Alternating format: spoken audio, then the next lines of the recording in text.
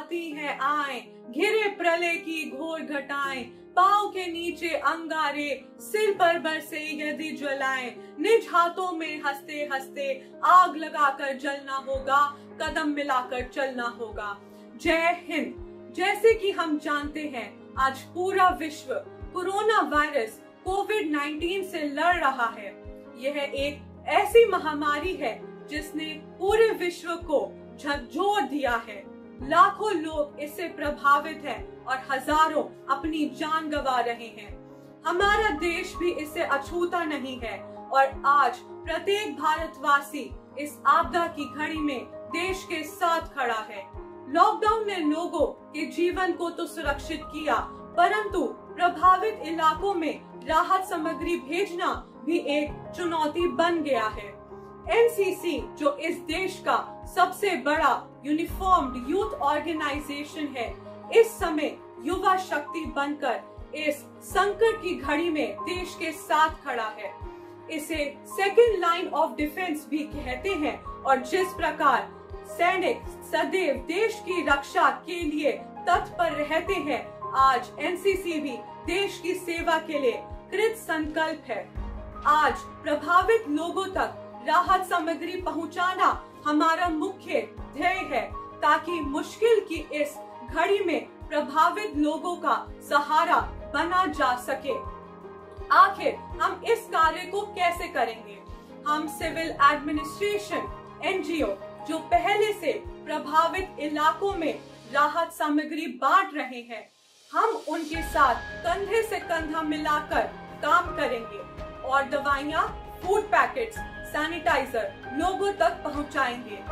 हम यह काम बहुत ही व्यवस्थित तरीके से करेंगे। इसके लिए हमने अपने काम को 4 भागों में बांटा है। सबसे पहले व्यक्तिगत सावधानियां, दूसरा राहत सामग्री का वितरण, तीसरा जन शक्ति की तैनाती, चौथा कार्य का निष्पादन। सबसे पहले व्यक्तिगत सावधानियां। हमारे कैडेट्स जो यह कार्य करने जाएंगे, उनकी सुरक्षा, उनका स्वास्थ्य हमारी पहली प्राथमिकता होगी। उसके लिए हम निम्नलिखित निर्देशों का पालन करेंगे। हैंड वॉश और सैनिटाइजर का प्रयोग लगातार करते रहना है। मास्क और ग्लव का प्रयोग हमेशा करना है। हमें कम से कम एक दूसरे से 2 मीटर की दूरी बनाए रखनी है। अंत में मास्क, दस्ताने और सैनिटाइजर को सही तरीके से रखना है या उसका निपटारा करना है। दूसरा, राहत सामग्री का वितरण। हमें पूर्व निर्धारित स्थान से राहत सामग्री लेनी है और पूर्व निर्धारित प्रभावित इलाकों में उस सामग्री को पहुंचाना है।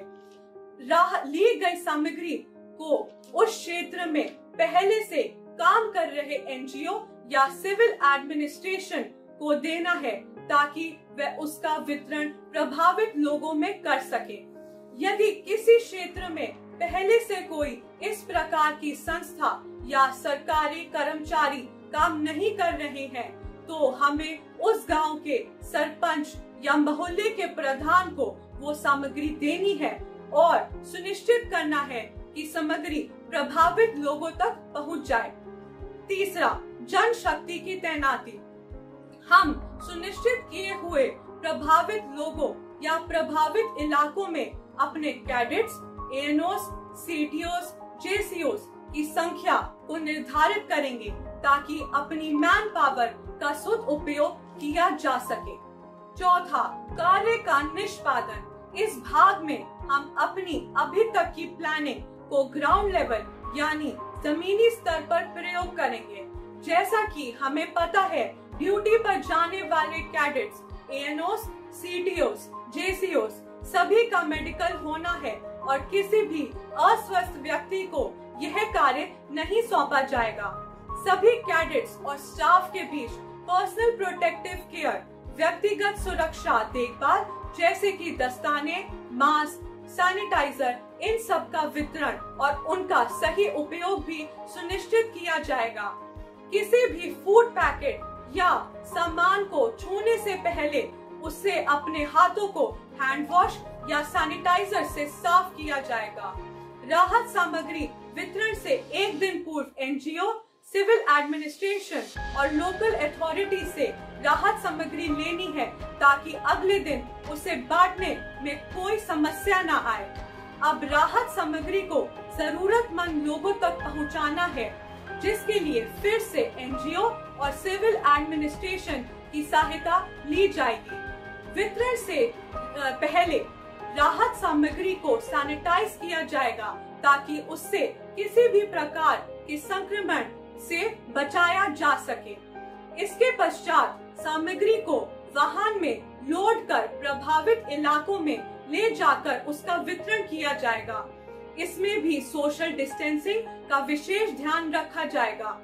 सभी कैडेट्स 2-2 मीटर की दूरी पर बने गोलों में ही खड़े रहेंगे और इस बात को सुनिश्चित करेंगे कि जहां भी हम राहत सामग्री का वितरण कर रहे हैं उस क्षेत्र में कानून व्यवस्था बनी रहे। इसके लिए लोकल पुलिस की मदद ली जा सकती है ताकि लोग भी सामाजिक दूरी बनाए रखें। राहत सामग्री और फूड पैकेट का वितरण हम कमांडिंग ऑफिसर या सेकंड इन कमांड या पीआई स्टाफ के सानिध्य में करेंगे, जिसका पूरा कार्य व्यवस्थित तरीके से हो और राहत सामग्री जरूरतमंद लोगों तक पहुंच सके।